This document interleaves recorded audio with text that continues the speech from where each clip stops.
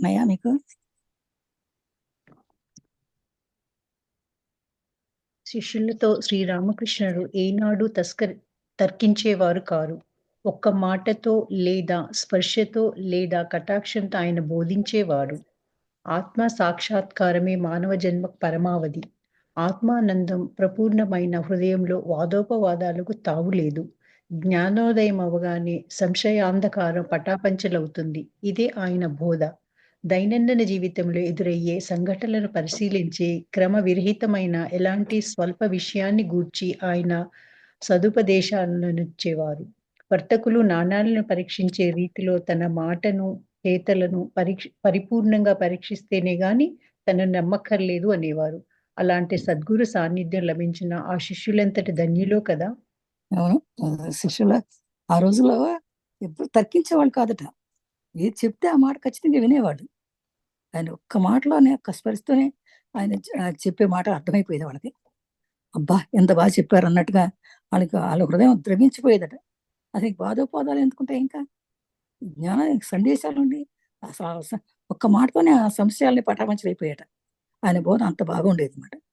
దైనందిన జీవితంలో ఎలాంటి సంఘటనలు వచ్చినా కూడా, ఎలాంటి స్వల్ప విషయాలు వచ్చినా సరే ఆయన వెంటనే వచ్చేసేవారు. తెలుసుకునేవాడు. అదే ఆ విషయం ఏంటో తెలుసుకుని పరిపూర్ణమైన పరీక్ష చేసి ఆయన చెప్పేవారట. అలాంటి సద్గురు దొరకడం నిజంగా ఆ రోజుల్లో ఆ శిష్యులు ఎంత అదృష్టవంతులో కదా! కరెక్ట్. శ్రీరామకృష్ణుల ప్రతిభాతిశయం అపూర్వం. ఆత్మవిశ్వాసంలో ఏ దశలో ఉన్నవారినైనా అవలీలగా ఆయన ఆకర్షించగలిగేవారు. సాధకుల అధికారాంతరం మేరకు బోధిస్తూ తన బోధనలను వారికి విస్పష్టంగా చేసేవారు. శశిధర తర్క చూడామణి ఈశ్వరచంద్ర విద్యాసాగర్ ప్రభుత్వ పండితవరేణ్యులను తన విజ్ఞానంతో ఒకవైపు ముగ్ధులను చేస్తూ, మరొకవైపు తన సంసార తాపత్రయాన్ని తెలుపుకొని శాంతి పొందవచ్చిన పల్లెటూరు స్త్రీలకు, వెర్రిమొర్రి సంశయాలను తీసుకోవచ్చిన అమాయకులకు మనశ్శాంతి కలిగేటట్లు ఆయన సంభాషించేవారు. శ్రీరామకృష్ణుల ఆచార వ్యవహారాల్లో, మనోభావాల్లో సనాతనంలోకెల్లా సనాతనుడై ఉండి, పరాయి మతస్థుల పట్ల, ఆధునిక సంస్కర్తల పట్ల, ప్రకృతి శాస్త్ర పండితుల పట్ల అపరిమిత ప్రేమ, సానుభూతులు చూపేవారు. అలాంటప్పుడు నరేంద్రనాథ్ నాగమహాశయ, మహేంద్రలాల్ సర్కార్, గిరీష్ చంద్ర ఘోష్ ఇలాంటి విలక్షణ స్వభావులైన వ్యక్తులు ఆయన సన్నిధానంలో సోదర ప్రేమతో మెలగటం అబ్బురం కాబోదు. రామకృష్ణుడు ఆయన ఎంత ప్రతిభావంతులు అంటే అపూర్వం. ఎందుకంటే అలాంటి వాళ్ళు దొరకడం చాలా కష్టం అనమాట ఆ రోజుల్లో. అంత ప్రేమ, అంత సానుభూతి ఉండేటువంటి వాళ్ళు ఉండటం అనేది ఆ రోజు చాలా కఠినం. ఎందుకంటే మామూలు వాళ్ళతో అందరితోనూ ఆయన ఎంతో బాగుండేవారు. మామూలుగా ఆ విషయాలే కాకుండా వాడు దగ్గరికి వచ్చినటువంటి ప్రతి ఒక్కళ్ళని గురించి కూడా ఆయన పట్టించుకునేవాడు. అలాంటి వాళ్ళు చాలా పండితులు వచ్చేవాడు. అపరిమితమైన ప్రేమతో వచ్చేవాడు. తర్వాత స్త్రీలు వచ్చేవాడు. అది ఎవ్వరికి ఎలాంటి సహాయం కావాలంటే అలాంటి సహాయం చూపించేవారు అన్నమాట. అలాంటప్పుడు నరేంద్రనాథ్, నాగమహర్షి ఇలాంటి వాళ్ళు ఎంతో మంది సంపూర్ణమైన వ్యక్తుల దగ్గరికి వచ్చి ఎంతో సోదర ప్రేమతో అంటే వాళ్ళందరూ కూడా ఎట్లా గురు శిష్యులాగా ఉండేవారు కదా, అందముల్లాగా ఉండేవారట. అంత ప్రేమగా, అంటే ఆ విధంగా ఉంటే వాళ్ళు ఏ రకమైన సమస్యలైనా ఈజీగా అడగవచ్చు, తెలుసుకోవచ్చు. భయం ఉండేది కాదు. అలా ఉంది. అమ్మో గురువుగారు ఏమంటారో అనే భయం లేకుండా ఎంత చక్కగానో చెప్పేవారంట. ఔదార్యం శ్రీరామకృష్ణుల జీవన సౌరభం అయితే సరళతతో దానిలోని చక్కదనం. పసిబాలుడి నమ్మికను బోలిన నమ్మిన కలిగిన సత్యాన్ని, బ్రహ్మచర్యాన్ని పాటించటమే సాక్షాత్కారమని, అనిశ్చిత మార్గమని, వినిర్మల హృదయంలోనే భగవంతుడు స్పష్టంగా గోచరిస్తాడని శిష్యులకు ఆయన వెల్లడించేవాడు. ఏ రూపంలో చేసిన మనస్ఫూర్తి అయిన ప్రార్థన, జపము, ధ్యానము భగవంతుని వశం చేసుకోగలమని ఆయన వక్కాణించేవారు. ఔదార్యం చాలా రామకృష్ణ వారికి ఔదార్యం ఉండేది. జీవన స్వరూపం తరలితని చక్కదనం పసిబాలులాగా చెప్పేవారట. అన్ని కూడా బ్రహ్మచర్యం పాటించడమే సాక్షాత్కారం ఖచ్చితంగా చెప్పారండి. ఈ మాట మాత్రం బ్రహ్మచర్యాన్ని పాటించడం మంచిదని చెప్పేవారు. మంచి నిర్మలమైన హృదయం ఉండాలి. నిర్మల హృదయంలోనే గొప్ప భగవంతుడు ఉంటాడు, మనలో ఉంటాడు అని చెప్పారండి. ఆయన ఏ రూపంలో చూసినా కూడా మన ప్రార్థనా సమయం జపం అన్ని భగవంతుని వశం చేసుకోవాలని చెప్పేవారట. ఇప్పుడు కూడా శ్రీరామకృష్ణుల బోధన నవరసభరితం. నవ్వుతూ పరిహసిస్తూను అతి గంభీర విషయాలను, ఆధ్యాత్మిక విషయాలను అతి విచిత్రంగా ఆయన బోధించేవారు. శ్రీరామకృష్ణుల సంభాషణలు ఒక్కోసారి కడుపుబ్బ నవ్విస్తాయి, మరొకప్పుడు శ్వాస కట్టుపడేటట్టు నిశ్చేష్టులను చేస్తాయి. ఇంతలో అఖండావేశాన్ని కలిగిస్తాయి, అంతలో అపూర్వ చిత్తశాంతిని చేకూరుస్తాయి. భక్తి పారవశ్యంలో ఆయనొక కీర్తన పాడి జగజ్జనని నామం ఉచ్చరిస్తూ నృత్యం చేసేవారు. తర్వాత సామాన్యంగా భగవంతుడి సగుణ, నిర్గుణ స్వరూప సమన్వయం లాంటి వేదాంత రహస్యాల గురించి సహజ సరళ రీతిలో అద్భుతంగా బోధించేవారు. ఇలాంటి మహోన్నత ఆత్మభావాల నుండి అవలీలగా వ్యావహారిక విషయాలలోకి దిగి లోక జ్ఞానాన్ని, లోకవర్తన విధానాన్ని బోధించేవారు. అమాయకుడైన యోగీంద్రుడికి అతడెలా బేరమాడాలో తెలియజేశారు. నిరంజనుడు దుర్కుతనాన్ని నిరసించి నిరోధించారు. స్త్రీల పట్ల ద్వేషం భావం పూనిన హరికి వారి పట్ల పూజ్యభావాన్ని అలవర్చుకోమని బోధించారు. ఏకైక పుత్రుడిని కోల్పోయిన దుఃఖిస్తున్న మణిమల్లికకు ఓదార్చారు. ఆలుబిడ్డలను ఆలక్ష్యం చేస్తున్న ఒకడిని చివాట్లు పెట్టారు. భక్తి కానివ్వండి, వేదాంతం కానివ్వండి, లోకవర్తనం కానివ్వండి, దేని గురించి బోధించినా ఆయన బోధలు హాస్య చమత్కారాలతో, మనోహర దృష్టాంతాలతో, నీతి కథారత్నాలతో, వంగీయ గ్రామ సంభాషణ శైలితో, మృదు మధుర స్వరంలో ప్రాణాదీప్తాలై అలరారేవి. ఈ సంభాషణల మధ్య ఆయనకి భక్త పరవశులై మహోత్తమ సమాధి స్థితులను పొందడం చూసి జనం అబ్బురపడేవారు. రామకృష్ణుని ఎంత బోధన నవరస భరితం అంటే అన్ని రకాల భరితం, అన్ని రసాలు ఉండేవి, నవరసాలన్నీ ఉండేవి అంటే ఆయన బోధనలు. అంటే ఆయన కోప్పడేవారు, ప్రేమించేవాళ్ళు, పూజించేవాళ్ళు, రమ్మనేవాళ్ళు, దగ్గర తీసుకునేవాళ్ళు, అన్ని రకాలు భయపెట్టేవాళ్ళు, అలా కూడా చేసేవారు, అన్ని రకాలు చేసేవారు. అందుకని అందరితో ఎక్కువగా నవ్వుతూనే చెప్పేవారు, గంభీరంగా చెప్పేవారు, వినేటట్టుగా, ఎదుటివాళ్ళు ఆసక్తి వినేటట్టుగా చెప్పేవారట. ఆయన చెప్తుంటే ప్రతి ఒక్కళ్ళు కూడా కడుపు నవ్వేవాళ్ళు. ఒకసారి కట్టుబడి నిశ్చేష్టలో వినేవాళ్ళట, ఆ సృహలోపు లేకుండా వినేవాళ్ళట, ఒక్కొక్కసారి ఆవేశంగా వినేవాళ్ళట. అంత రకంగా ఎంతో శాంతి కలిగించేది అది వింటంటే. భక్తి పారస్యంతో ఉండిపోయి కీర్తన పాడేవాళ్ళట. జగజ్జన నామ ఉచ్చరిస్తూ అమ్మ కాళికాదేవి అమ్మను ఉచ్చరిస్తూ నాట్యం చేసేవారంట. ఆ రంగా ఎన్నో రహస్యాలు చేసేవాడు అనమాట. సామాన్యంగా భక్తులు సద్గుణ నిర్గుణ స్వరూప సమన్వయం లాంటి వేదాంత రహస్యాల గురించి చెప్తారు, కానీ ఈయన సద్గుణాన్ని నిర్గుణాన్ని కూడా చెప్పేవారు అనమాట. లోక జ్ఞానంలో ఉన్నటువంటి విధానాన్ని బోధించేవారు. అమాయకుడైనటువంటి యోగేంద్రుడికి అతను ఎలా బేరమాడాలో చెప్పేవారంట. నిరంజనుడు దుడుకుతనాన్ని నిరసించేవారంట. స్త్రీల పట్ల దేశభావం చూపిన వాళ్ళకి వాళ్ళ స్వభావాన్ని అలవరుచుకుని ఎలా చేయాలని చెప్పేవారట. ఒక పుత్రుని కోల్పోయిన స్త్రీని దుఃఖిస్తుంటే ఆమెను ఎలా ఓదార్చాలో చేశారు. అలాగే ఒక భార్యాభర్తలను చివాట్లు పెట్టిన వాడిని భర్త సరిగ్గా చూడకపోతే చివాట్లు పెట్టేవాడంట. కానీ వేదాంతం కానివ్వండి, లోకవర్తమే, వేదాంతమే కానివ్వండి, మామూలు రూపంలో లోకవర్తమే కానివ్వండి, దేని బోధించిన ఆయన హాస్యంతో, చమత్కారంతో ఎన్నో దృష్టాంతాలు అంటే ఉదాహరణలు చెప్పేవారు, నీతి కథలు చెప్పేవారట. వంగీ భాష అంటే బెంగాలీ భాష చెప్పి మృదుమధురంగా చెప్పిన ప్రతి పాట ప్రతి మాట కూడా అందరూ అది చక్కగా వినేటట్టుగా ఉండేది అనమాట. ఆ సంభాషణ భక్త పరిశ్రమ శ్రోత సమాసం వాళ్ళకి ఒక్క పెన్ డ్రాప్ సైలెన్స్ గా వింటూనే ఉండిపోయేవారు అంటాడు ఆశ్చర్యంతో. ఇలా తరచు సమాధి నిమగ్నుడైన భగవద్దేవకార్పిత చిత్తుడైన నిత్య కృత్యాలలో చిన్న విషయాల్లో సైతం శ్రీరామకృష్ణులు శ్రద్ధ చూపటం అద్భుతం. శౌచ్యంలో అయితేనేంటి, గృహోపకరణాలు యథాక్రమంలో ఉంచటంలో అయితేనేంటి ఆయన అతి జాగరూకులు. తాను ఎక్కడికి వెళ్ళినా తన ఉపయుక్తమైన వస్తువులను గైకొని మరీ వెళ్ళేవాడు. అంతేకాక తమను ఆహ్వానించిన వారికి ఇబ్బంది కలిగే రీతిలో గాని, అనానుకూల సమయంలో గాని ఎన్నడూ వెళ్ళవద్దని శిష్యులకు బోధించేవారు. చెప్పులు గాని, గొడుగు గాని, అంగవస్త్రం గాని జీవితంలో ఎన్నడూ అక్కడెక్కడ మర్చిపోయి ఎరుగరు. ఆయన కన్ను సూక్ష్మదర్శిని, అంతేగాక దూరదర్శిని. శ్రీరామకృష్ణులు ఒక భవనంలో ప్రవేశిస్తే అందలి వస్తువులు ఇతరులు గమనించలేని వాటిని సైతం ఒక్క వీక్షణంలోనూ పరీక్షించి వాటి నిజరూప స్థితులను ఎంతకాలం తర్వాత అయినా అచ్చంగా కంటికి కట్టినట్లు వర్ణించగలిగేవారు. ఆయన సమాజంలో ఉన్నా కూడా, ఎక్కడున్నా ఎక్కడికి వెళ్ళినా కూడా ఆయన నిత్యకృత్యాలు ఆయనకు కావాల్సిన వస్తువులని వెంబడి పెట్టుకునేవారు. శౌచానికి వెళ్ళినా, గృహోపకరణాలు అయినా ఏదైనా యథాతథిగా పెట్టుకునేవారు. ఎక్కడ అనుకూలంగా ఉండాలి అక్కడ పెట్టుకునేవారు. ఎప్పుడు మర్చిపోయేవాడు కదంట. ఇంకా పైగా అందరికీ చెప్పేవారంట, జీవితంలో ఎప్పుడు కూడా మీరు చెప్పులు కానీ, గొడుగు కానీ, అంగవస్త్రం కానీ ఇవన్నీ కూడా ఎప్పుడు మర్చిపోయవద్దు. మీరు ఎప్పుడు ఎట్లా అంటే కనుసూక్ష్మ మనకు కళ కనపడగానే కనపడేటట్టుగా ఉండాలి, అట్లా పెట్టుకోవాలి, భవనంలో పెట్టుకోవాలని అందరికీ చెప్పేవారంట. ఏ క్షణంలో కనపడితే మనకు ఆ క్షణంలో ఎప్పుడు ఏ టైంలో కావాలంటే తీసుకున్నట్టుగా కంటి కనపడేట్టుగా ఉండాలి మన వస్తువులు మనకి అని చెప్పేవారట. సద్గురువరణ్యుడైన శ్రీరామకృష్ణుడి రీతిలో మహోత్తమ ఆదర్శాన్ని తన జీవితం ద్వారా లోకానికి ప్రకటిస్తూ తన బోధామృతాన్ని గురువులే తమకంలో తనను సందర్శించుకునే ముముక్ష కోటికి నిద్రాహారాలు మరిచి బోధించసాగారు. విశ్రాంతి ఎరుగని ఇలాంటి ప్రబోధ ప్రబోధ పరంపరంతో ఆయన సుకుమార శరీరం సడిలిపోయింది. ఆయన కంఠంలో 1885వ సంవత్సరం ఇదంతా మనం నేను చదివిందే కదమ్మా. అవునండి. నేను పైకి స్కిప్ చేసినట్లున్నాను. మరి దీని అదే కంటిన్యూయా అనుకున్నాను నెక్స్ట్ ఇదంతా పేజ్‌కెళ్ళనా? ఏంటి. వెళ్ళండి, ఇదంతా చదివేశాం మనం. అది ఇది రావడం అనుకున్నాను. రావడం. మధ్యలో డిస్టర్బ్ చేయడం ఎందుకు? అది ఇక్కడి నుంచి మొదలెట్టాల్సింది మీరు. అవును. అక్కడికి వెళ్ళిపోయారు. ఉపదేశ సారం. ఉమ్. శ్రీరామకృష్ణులు బోధించినదేమిటి? మాటల ద్వారా కంటే చేతల మూలంగానే ఎక్కువగా బోధించారనటం నిజం. శ్రీరామకృష్ణ దివ్యోపదేశాలు ఆయన జీవితంలో రూపుదాల్చాయి.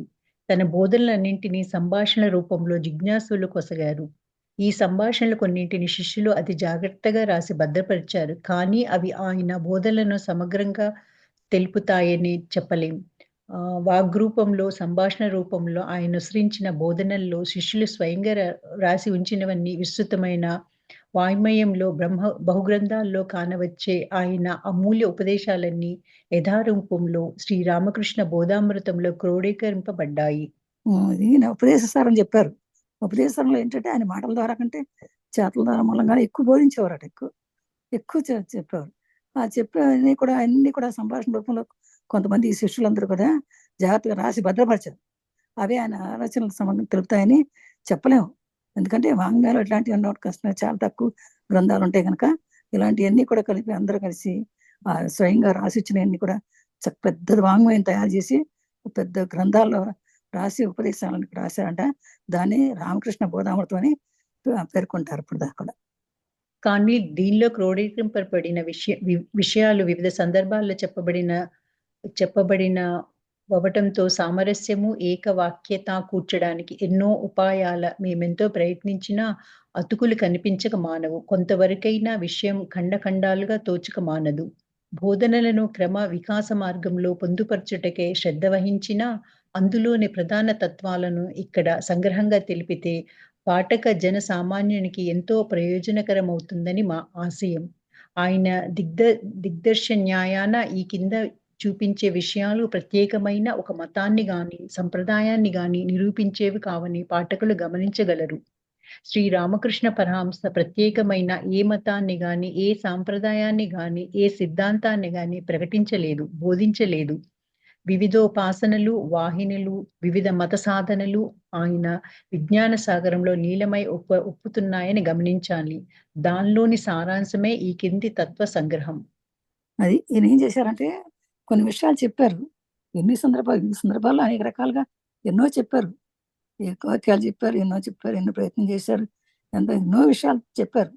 కానీ అవన్నీ పొందుపరచడానికి శ్రద్ధ వహించిన అందరూ కొన్ని సత్యాలని ఇక్కడ కొంతవరకు చెప్తారు. అన్ని ఎక్కడ చెప్పగలుగుతారు?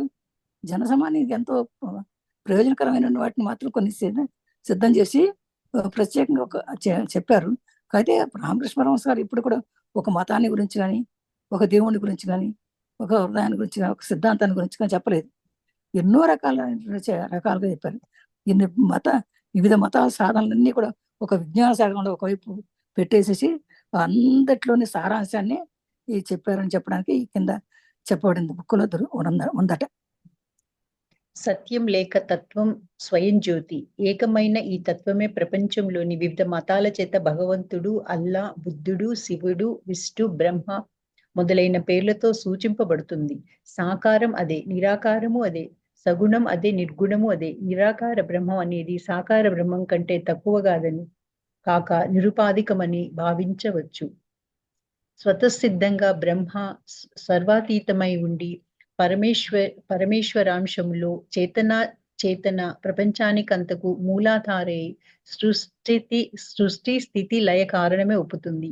ఈ భావంలోనే బ్రహ్మ జగత్పతి అని గాని జగన్మాత అని గాని సూచితమవుతుంది. జీవులు, జగత్తు కూడా బ్రహ్మ స్వరూపాలే, పరమేశ్వర స్వరూపాలే. సత్యం లేకపోతే తత్వం స్వయం జ్యోతి ఏముంటది. ఎందుకంటే సత్యాన్నే పట్టుకోవాలి మనం అందరం కూడా. ఎందుకంటే సత్యం ఇప్పుడు కూడా ఒకటిగానే ఉంటుంది, సత్యం మారదు. ఒక అల్లా అని చెప్పినా, జీసస్ అని చెప్పినా, శివుడు అని చెప్పినా, బ్రహ్మ అని విష్ణు ఎవరైనా పేరుతో చెప్పొచ్చు. కానీ అదే సాకారం, అదే నిరాకారం కూడా. సగుణం అదే, నిర్గుణం అదే. నిరాకారం అనేది సాకార బ్రహ్మ కంటే తక్కువ అని కాదు అని చెప్పుకోవాలి మనం. స్వసిద్ధంగా మనం ఏమనుకుంటాం? బ్రహ్మం సర్వాతీతం, అహం బ్రహ్మాస్మి అంటాం కదా. బ్రహ్మం సర్వాతీతం, పరమేశ్వరులో లీన అంటే బ్రహ్మ విష్ణు మహేశ్వరులు ఏంటి?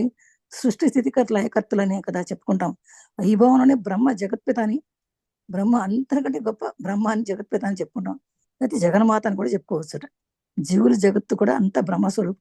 ఎంత సృష్టి అంతా బ్రహ్మ సృష్టించాడు కనుక ఈ జీవులన్నీ కూడా బ్రహ్మస్వరూపాలే. అన్ని పరమేశ్వర స్వరూపాలన్నా బ్రహ్మస్వరూపాలన్నా విష్ణు స్వరూపంలో ఒకటే.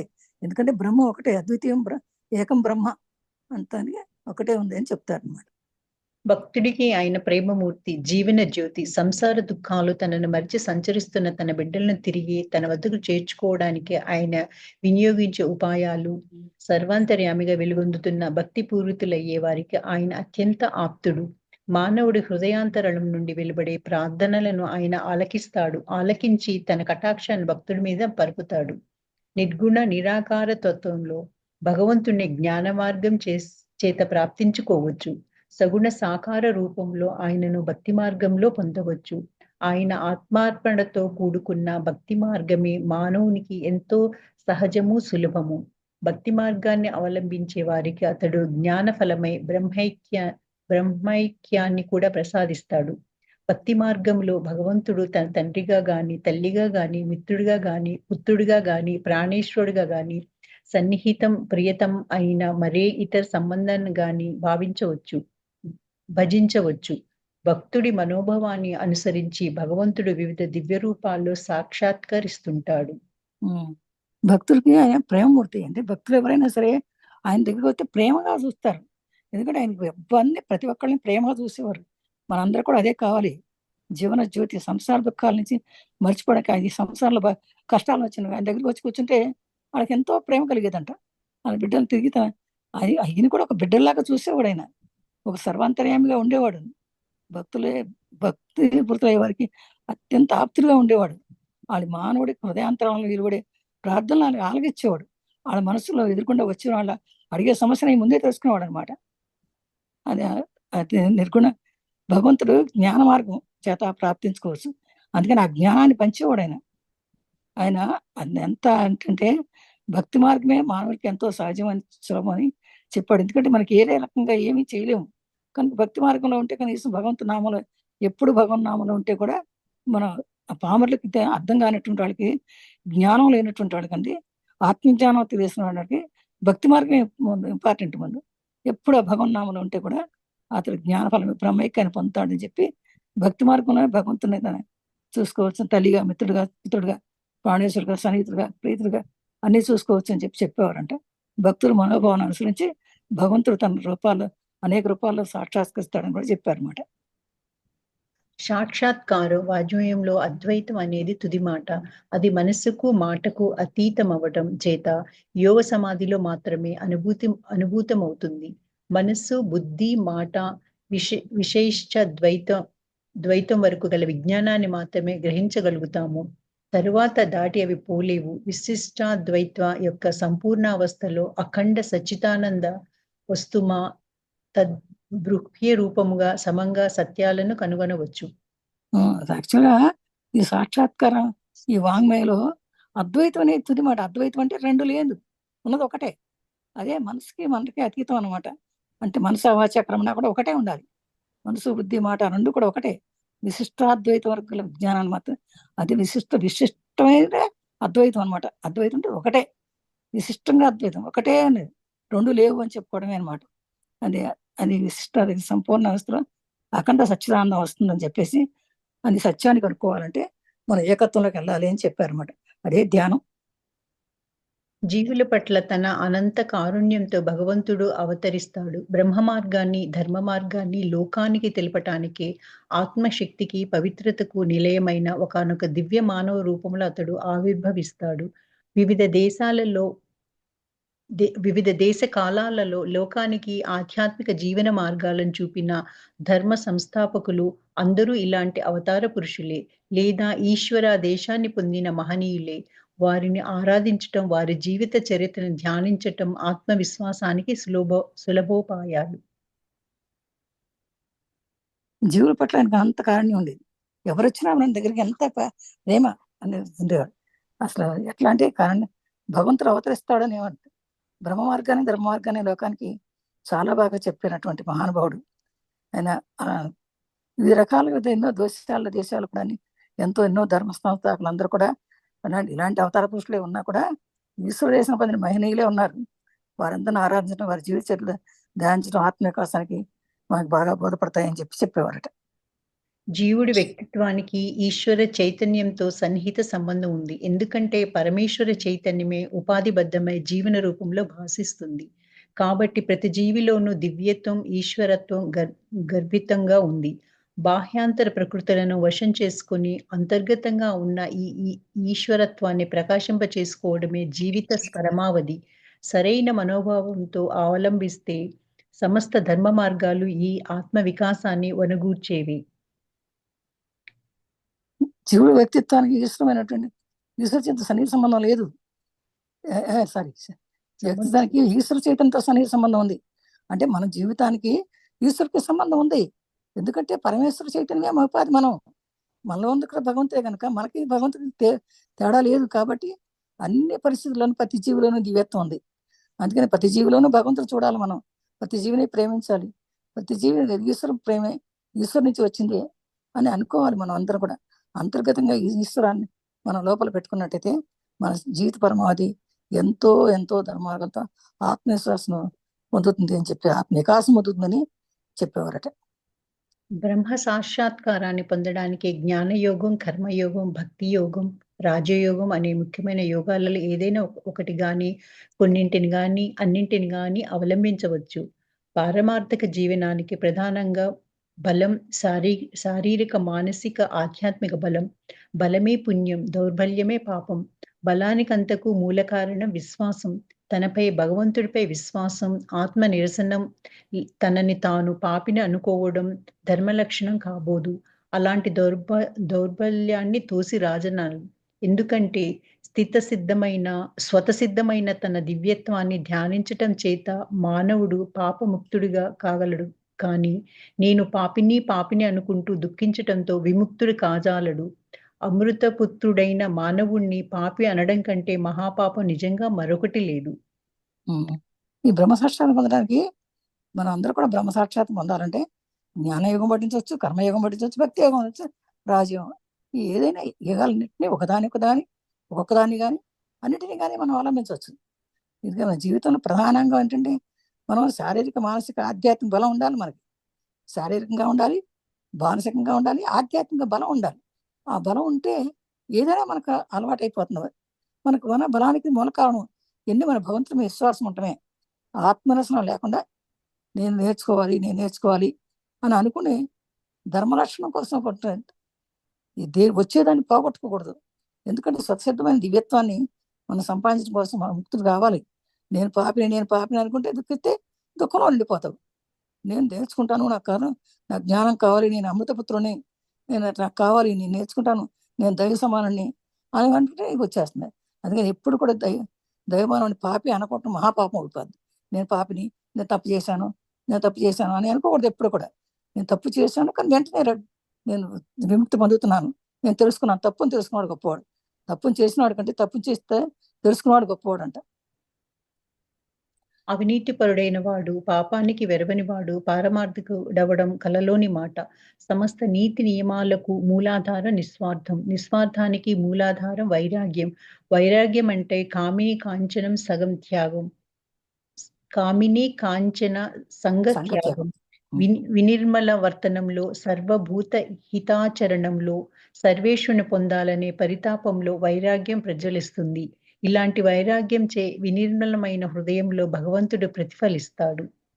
దుర్లభమైన మానవ జన్మ ఎత్తి భగవద్దర్శనం పొందిన వ్యక్తి జీవితం చివరకు అందుకోసం తగు సాధననైనా ఒనర్చని వ్యక్తి జీవితం నిరర్ధకం.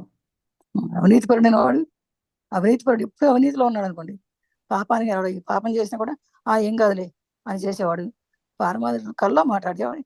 వాడు ఎలా జీవితాన్ని సాధించుకోలేడు. సమస్త నీతి నియమాలకి మూలాధారం నిస్వార్థం. మనం ఏదైనా నీతిగా ఉండాలి అంటే నిస్వార్థం ఉండాలి. నిస్వార్థాన్ని మూలాధారం వైరాగ్యం ఉండాలి. వైరాగ్యం అంటే ఏంటి? కామిని అంటే అమ్మాయిల్ని, కాంచిన బంగారాన్ని, సంఘత్యాగం, సంఘంలో జీవించుకున్న తిరగడం, ఇలాంటివన్నీ ఉండకూడదు. అలా ఉంటే కొంత సరపోతే అంటే అందరితోటి, ప్రతి ఒక్క జీవితోటి, హితంతో, ఇష్టంతో ప్రేమతోటి సర్వేషన్ పొందాలని పరితాపం ఉంటేనే వైరాగ్యం వస్తుంది. లేకపోతే ఎలాంటి వైరాగ్యం నిర్మలమైన హృదయంలోనే భగవంతుడు ఉంటాడు. అందుకని దుర్లభమైన మానవ జన్మ ఎంతో, ఈ జన్మ ఎత్తడం అనేది ఎంతో దుర్లభం వచ్చాం మనం. ఈ మానవ జన్మ రావడం అంటే ఎన్ని ఎన్ని ప్రయత్నాలు చేస్తే వచ్చాము. ఎంత పుణ్యమూర్తులమయ్యో ఈ జన్మకు వచ్చాము మనం. ఇచ్చాము అంటే మనం భగవద్ దర్శనం పొందకపోతే ఈ వ్యక్తి జీవితం వేస్ట్. చివరికి అందుకోసం మనం తగమే సత్యమైన జీవితాన్ని ఇస్తాం. లేకపోతే మనం తెలుసుకోకపోతే, ఈ జీవితంలో మనం తెలుసుకోకపోతే, ఈ జీవితంలో జ్ఞానం తెలుసుకుని సార్థకం చేసుకోకపోతే జన్మ వృధా అయిపోతుంది అని చెప్పి నిరర్థకం అని చెప్పి చెప్తున్నారు. ఏంటి అమ్మని చూపించారు? అది వచ్చిందండి. ఇట్లా మొదటి భాగం జీవుడు మొదటి భాగం అయిపోయింది అనమాట. ఆ, తర్వాత రేపు చెప్పుకున్నాక సరేనమ్మా అట్లయితే. ఎందుకంటే పేజ్ అయిపోయింది. అదే జీవుడు అనేది రేపు చెప్పుకున్నాం. సరే అమ్మా.